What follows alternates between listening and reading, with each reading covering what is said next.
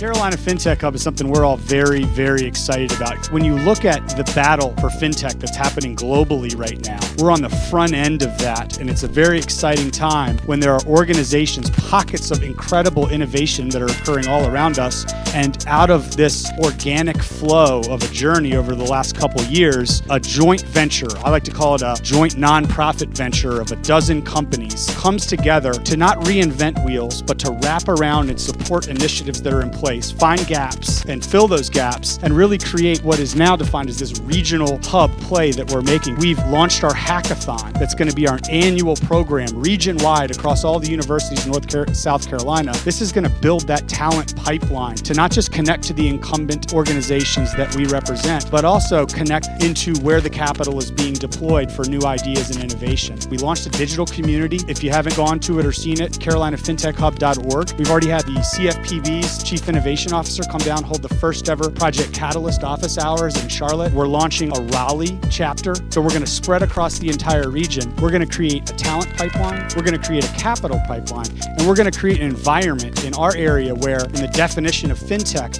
we're not looking for just the disruption in the financial services industry. We're looking to find how we can connect with the incumbents and the startups, the enhancement of financial technology on those components.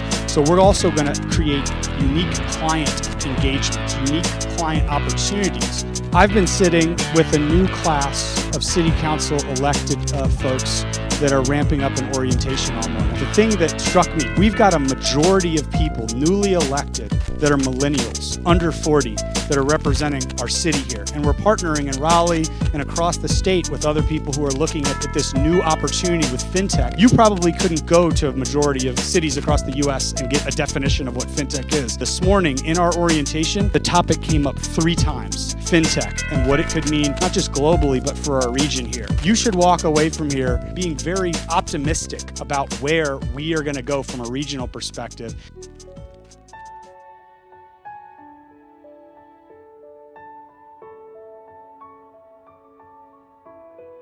Well, I think the ability to clearly articulate available capital will be very important. It's one of the reasons I love the hub. A startup can have a great idea, can have great people, but it also needs money to grow. So I think that's very important. We should judge our success by being known when it's Austin and Silicon Valley and Charlotte. Eventually, Charlotte, Austin, and the Silicon Valley. Charlotte's going to be great at this, though. We aim to hit above our weight, and usually when we do that, we make it. I really appreciate your leadership on fintech. You are pioneering. We're happy and love supporting the work, but it's no different than a Hugh McCall or an Ed Crutchfield. It's just virtual as opposed to physical. The group of us who have all been at it for multiple years, my hope is they will view the group of us 15 and 20 years from now as the Hugh McCalls and Ed Crutchfields for the next generation of building on the shoulders of those folks. The mission is to create what people thought about 30 years ago and 50 years ago for Charlotte, to create the next 50 years out of an understanding and a deep advocacy for the best of tech. We run into people from Charlotte. They're always the nicest people, and they always have this kind of really positive attitude about the city. It was a really supportive business culture, this really can-do attitude about how business got done in the city. So when I think of Charlotte, I think of,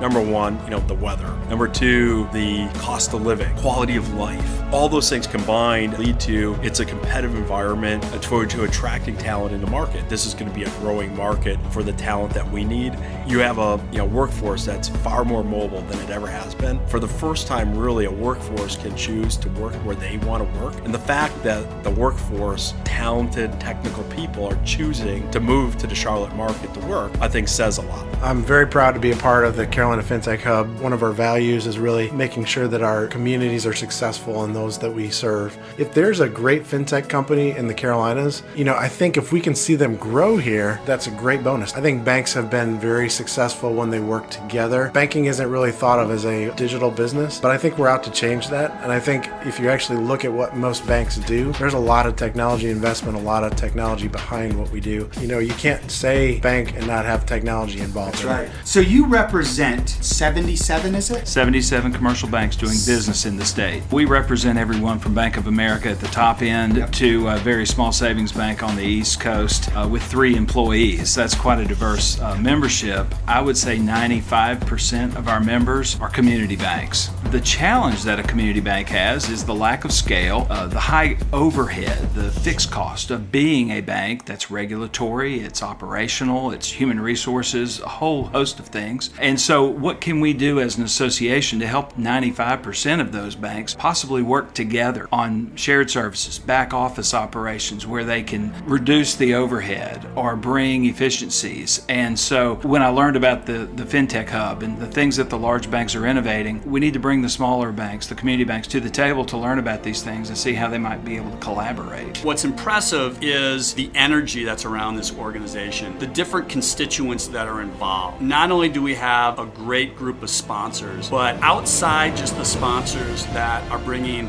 money to the table, which we need for this organization to run, we equally need people's talents and people's time. And there are many organizations that are involved lending their talent, and there are people working during the day, there are people working at night, and there's people working during the weekend. So what's amazing to me is the energy and the amount of time that people are willing to commit to this without earning any money. You went on a weekend and actually experienced the hackathon at UNCC a couple weeks ago. There were a group of, I think 31, 35 students who formed 8 teams, and these folks stayed up 28 hours straight developing solutions to some financial problems. Beyond just those teams, there were at least that many people in the background who came together to put that on. It just was amazing, and you show up there and you see all these people, and again, you see the passion and you see the learning. It's just one of the ingredients of why I think the Carolina Fintech Hub is so important, and why I think it's going to pay dividends to the community. It's going to create this community within the Carolinas where technologists and entrepreneurs can connect with each other, where fintech companies can connect with other young fintech companies, but also connect with the larger companies like Ally. And really, that's the purpose and that's the mission. Enter at your own risk. Hells yeah, I'm gonna mosh tonight. In the last 2.5 decades, the mosh pit has evolved. I don't know, maybe it's been around forever and we're just now calling it the mosh pit. Like in the tribal days where they'd like dance around the fire. For veteran moshers, there's a set of unspoken rules that governs pit behavior. So mosh pit etiquette.